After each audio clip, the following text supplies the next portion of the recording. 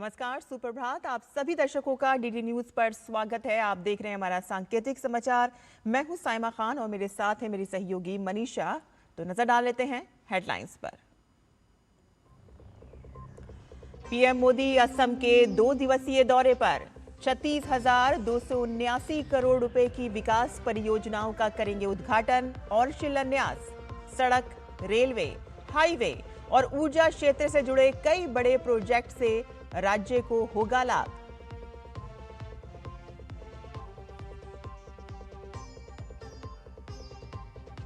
PM Modi ने शांति और सुरक्षा पर ईरान के राष्ट्रपति डॉक्टर मसूद पेजेश्कियान से फोन पर की बात। खाड़ी क्षेत्र के गंभीर हालात पर चर्चा, संवाद और कूटनीति पर दिया जोर।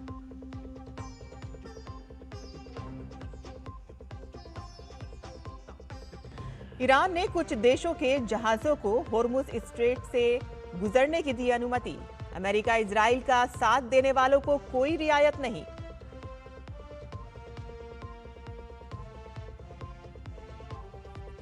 संसद के बजट सत्र के दूसरे चरण का 5वां दिन आज। प्राइवेट मेंबर बिल पर होगी चर्चा। लोकसभा में विनियोग विधेयक 2026 भी सूचीबद्ध।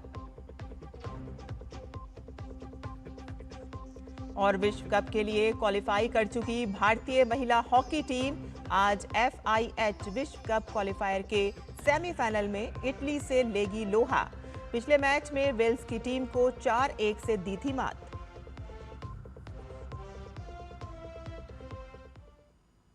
और अब समाचार विस्तार से। प्रधानमंत्री नरेंद्र मोदी आज असम के 2 दिवसीय दौरे पर रहेंगे और इस दौरान वे 36,279 करोड़ रुपए की विकास परियोजनाओं का उद्घाटन और शिलान्यास करेंगे।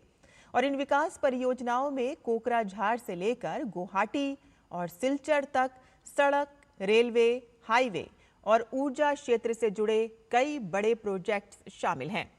तो वहीं प्रधानमंत्री कोकराझार में एक विशाल जनसभा को भी संबोधित करेंगे और साथ ही बोडोलैंड टेरिटोरियल काउंसिल क्षेत्र के लिए 4,574 करोड़ रुपए की परियोजनाओं का उद्घाटन करेंगे। और इसके अलावा पीएम 3 नई ट्रेन सेवाओं कामाख्या, चारलापल्ली, अमृत भारत एक्सप्रेस, नारंगी Agartala express, Guwahati new Jalpaiguri express को हरी झंडी भी दिखाएंगे। और इनमें कामाख्या, चारलापल्ली, अमृत भारत एक्सप्रेस, नारंगी Agartala express, Guwahati new Jalpaiguri express शामिल हैं। इन रेल सेवाओं से पूर्वोत्तर क्षेत्र की रेल कनेक्टिविटी को और मजबूती मिलेगी।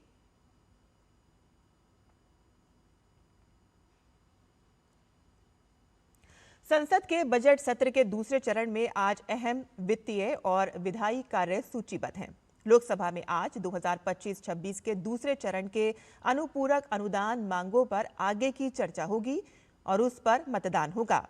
वित्त मंत्री निर्मला सीतारमण चर्चा का जवाब देंगी। और इसके अलावा लोकसभा की कार्यसूची में विनियोग विधेयक 2026 भी शामिल है। आज सदन रेल मंत्रालय और कृषि एवं किसान कल्याण मंत्रालय के वर्ष 2026-27 की अनुदान मांगों पर अहम चर्चा और मतदान करेगा। दोपहर बाद सदन में संविधान संशोधन सहित कई महत्वपूर्ण प्राइवेट मेंबर बिल पेश किए जाएंगे।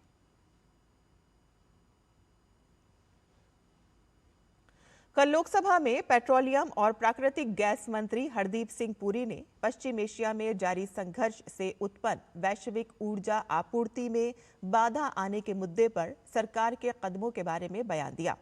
उन्होंने इस बात पर जोर दिया कि भारत में कच्चे तेल की स्थिति मजबूत है। उन्होंने कहा कि रसोई गैस की घरेलू आपूर्ति पूरी तरह सुरक्षित है और गैस सिलेंडरों की बुकिंग से डिलीवरी की तय सीमा में कोई परिवर्तन नहीं किया गया है। उन्होंने कहा कि 35 करोड़ परिवार, विशेष रूप से गरीबों और वंचित लोगों के लिए रसोई गैस की निर्बाध आपूर्ति करना सरकार की प्राथमिकता है। राज्यसभा में आज के कामकाज की बात करें तो उच्च सदन में आज भी ग्रामीण विकास मंत्रालय के कामकाज पर चर्चा होगी। तो वहीं शुक्रवार होने के नाते सदन में आज विधायी कार्य के तहत गैर सरकारी सदस्यों का विधान कार्य सूचीबद्ध है। और इस विशेष सत्र में सदस्य विभिन्न गैर सरकारी विधेयकों को पुनर्स्थापित करने, वापस लेने और पारित करने का प्रस्ताव रखेंगे। इनमें लैंगिक अपराधों से बालकों का संरक्षण विधेयक यानी कि पॉस्को और सूचना का अधिकार विधेयक जैसे अहम बिल सूचीबद्ध हैं। संसदीय कार्य राज्य मंत्री अर्जुन राम मेघवाल 16 मार्च से आरंभ होने वाले सप्ताह के लिए सरकारी कार्य के संबंध में वक्तव्य देंगे और इसके साथ ही रसायन एवं उर्वरक और इस्पात मंत्रालयों की आगामी अनुदान मांगों से जुड़ी विभागीय स्थायी समितियों की रिपोर्ट भी सदन में पेश की जाएगी।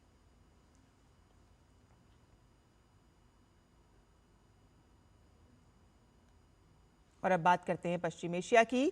प्रधानमंत्री नरेंद्र मोदी ने शांति और सुरक्षा पर ईरान के राष्ट्रपति डॉक्टर मसूद पेजेश्कियान से फोन पर बात की है और पश्चिम एशिया में फैले तनाव पर विस्तार से चर्चा की। दोनों राष्ट्र अध्यक्षों के बीच हुई बातचीत की जानकारी पीएम मोदी ने सोशल मीडिया प्लेटफॉर्म एक्स पर देते हुए लिखा कि मैंने ईरान के राष्ट्रपति डॉक्टर मसूद पेजेश्कियान से क्षेत्रीय गंभीर स्थिति पर चर्चा करने के लिए बातचीत की। मैंने तनाव बढ़ने, नागरिकों की जान जाने और नागरिक बुनियादी ढांचे को हुए नुकसान पर गहरी चिंता व्यक्त की। भारतीय नागरिकों की सुरक्षा और माल एवं ऊर्जा के निर्बाध परिवहन की आवश्यकता भारत की सर्वोच्च प्राथमिकता बनी हुई है। मैंने शांति और स्थिरता के प्रति भारत की प्रतिबद्धता को दोहराया और संवाद एवं कूटनीति का आग्रह किया।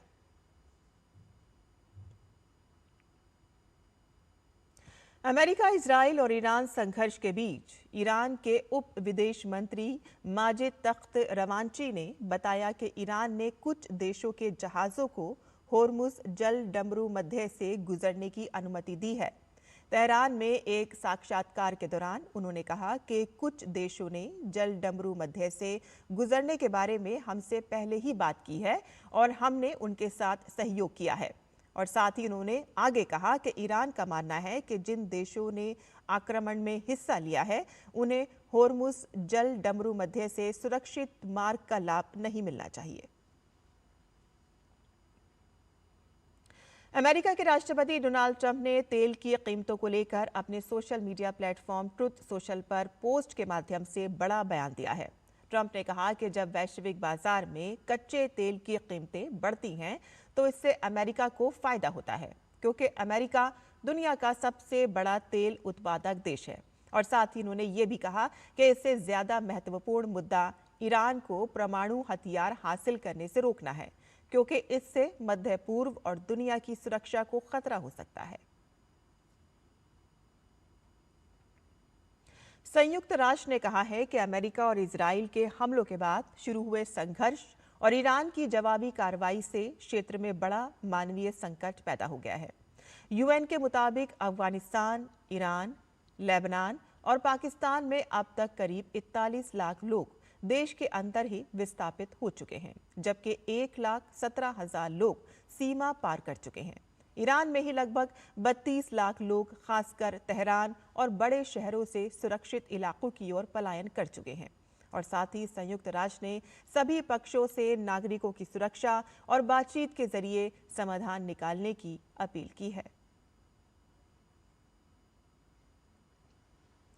अमेरिका, इजराइल और ईरान संघर्ष पर अब अंतर्राष्ट्रीय समुदाय में चिंता और विरोध के स्वर उठ रहे हैं। गुरुवार को ग्रीस के एथेंस में हजारों प्रदर्शनकारियों ने अमेरिका के दूतावास के सामने मार्च निकाला। प्रदर्शनकारियों ने हाथों में स्टॉप दी वॉर जैसे बैनर लिए हुए थे। और खेल की खबरों में FIH हॉकी विश्व कप के लिए क्वालिफाई कर चुकी भारतीय महिला हॉकी टीम की नजरें अब FIH विश्व कप क्वालिफायर जीतने पर हैं। आज टीम का सामना सेमीफाइनल में इटली से होगा। भारतीय महिला हॉकी टीम पूल बी में 3 मैचों में 7 अंक लेकर शीर्ष पर है। स्कॉटलैंड के भी 7 अंक हैं, लेकिन गोल औसत में पिछड़ने के कारण वह दूसरे स्थान पर है। भारत ने पूल चरण में 2 मैच जीते और 1 ड्रॉ खेला। भारत के लिए फॉरवर्ड नवनीत कौर ने बेहतरीन प्रदर्शन किया। वे अब तक 4 गोल कर चुकी हैं। उन्होंने वेल्स के विरुद्ध आखिरी पूल मैच में हैट्रिक लगाई थी। हमारे सांकेतिक समाचार में बस इतना ही। मुझे और मेरी सहयोगी मनीषा को अनुमति दें, लेकिन आप देखते रहिए डीडी न्यूज़। नमस्कार।